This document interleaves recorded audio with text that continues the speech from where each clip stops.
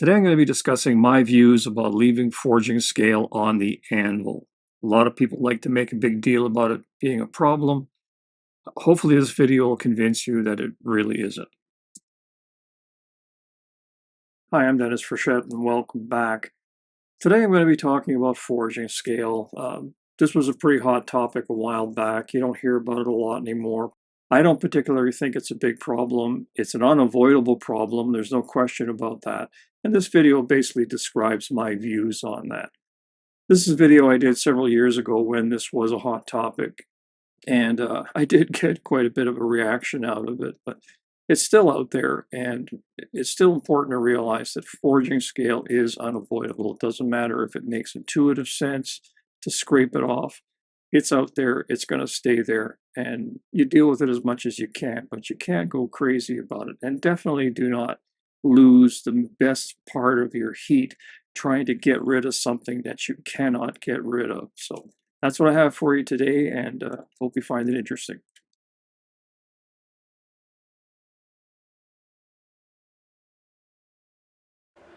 Today I'm going to discuss how I manage the forging scale that naturally develops as you're heating up metal and hammering it on the anvil.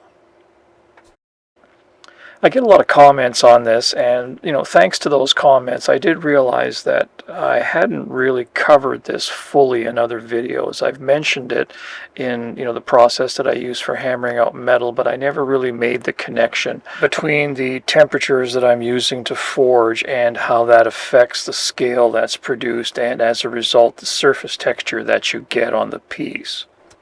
So hopefully this video will give you a better understanding of what I'm doing as I'm forging something out and answer a lot of the concerns that you now have.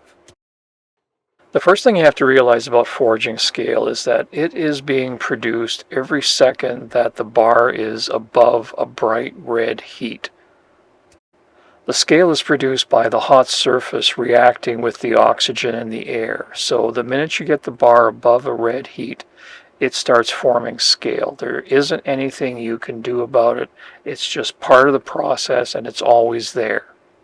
Here I've just taken the bar out of the fire, and it appears clean because you can't see any of the dark patches that you normally associate with scale. But it's there. It's just tightly bonded to the surface, so it's all one color. Now, there is a really common misconception out there that if you brush away the scale now, you are going to be able to get a cleaner forging because you're working with bare metal, but that just isn't the case.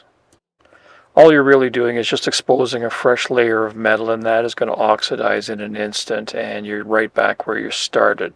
On top of that, you're wasting the best part of the heat by doing this. So this freeze frame is taken during the time that I'm getting rid of the wire brush and reaching for the hammer. This is literally a split second after I'm finished wire brushing. And as you can see, the scale is already starting to form. And I'll give it a couple of taps with the hammer just so you can see how much scale is actually on every surface of this bar. And of course the forging process breaks the scale off of the surface, and then that exposes fresh metal which oxidizes in an instant, and then the process just continues until the bar falls below a red heat and it no longer reacts with the oxygen in the air. So here's another look at it. I've slowed it down slightly so that you can get a good look at what's going on. I'm using a wire brush to clean off all the surface scale, and I don't have any scale on my anvil. So popular opinion now tells me that I have a clean bar of steel to work with. But once again, the scale is reappearing before I can even get one hammer blow on the work. And a couple of taps does reveal how much scale is actually surrounding this entire piece. So based on my experience and in my opinion, everything that I've done to this bar up to this point in this heat has been a complete waste of time. The brushing did absolutely nothing to remove any of the scale. There is just as much now as when I first pulled the bar out of the fire. And the reality is, even though I spent quite a bit of time brushing the scale off of this bar, there is still scale underneath the bar and up against the anvil, and there is scale on top of the bar and underneath my hammer. So with every hammer blow, I am driving scale into the surface of this piece of metal, and there isn't anything that I can do about that at this point in the process.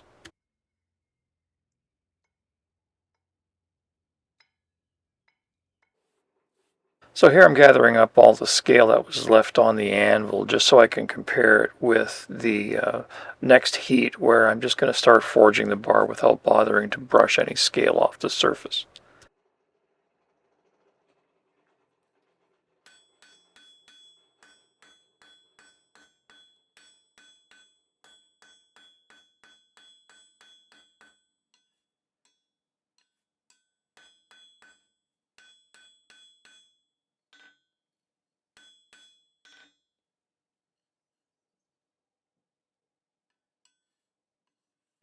So I got about twice as much scale with this method, but that stands to reason because I got twice as much hammering in on this bar, and all of the scale that broke off of the bar was on the anvil and pretty much stayed there. The first example, most of the scale was brushed away from the anvil when I was doing the wire brushing.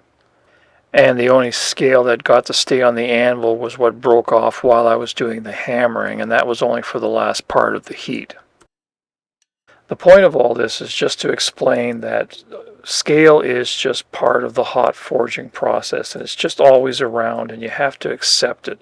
And the same goes for the surface of the anvil. I get a lot of comments about why I don't religiously clean the surface of my anvil. And the simple reason is it just doesn't matter. There's always scale on the work, in between the work and the anvil. Whether there's a few flakes laying around on the anvil makes absolutely no difference. The purpose of bringing the bar stock up to a yellow heat or above is to get it extremely malleable so that you can shape it as quickly as possible and get the finished dimensions that you want. It is not a time to worry about surface texture or the finish of the piece.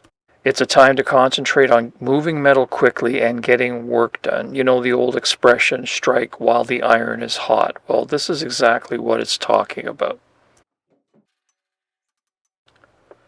So what I'm doing here in the next couple of heats is actually what I never do, and that is to try to hammer on as much scale as possible. And I'm actually going to grind all of this scale into a fine powder. I'm just going to knock the scale off of the bar, and then I'm going to pile it up, and then I'm going to drive it into the surface of the bar. And what I'm going to be doing in this process is I'm going to be turning scale, which is relatively harmless, and turning it into a fine powder, which is a problem. If I allow this fine grit to stay on the surface of the anvil, it will drive into the metal and cause deep imperfections that are going to be very hard to remove. This rarely causes any problems on an anvil unless you really go after it like I'm doing here. But if you're using some kind of a swage or a closed die, this powder can pack in there and really cause some imperfections in the die. So when you're using dies, you really need to be careful about how much scale is accumulating inside of that die. But on an anvil surface, it usually takes care of itself because it doesn't really have anywhere to accumulate, and it can be easily brushed off every once in a while when you clean off the scale on the anvil. So here's a closer look at that bar, and you can see all of the imperfections that occurred when I hammered on top of all of that ground up scale.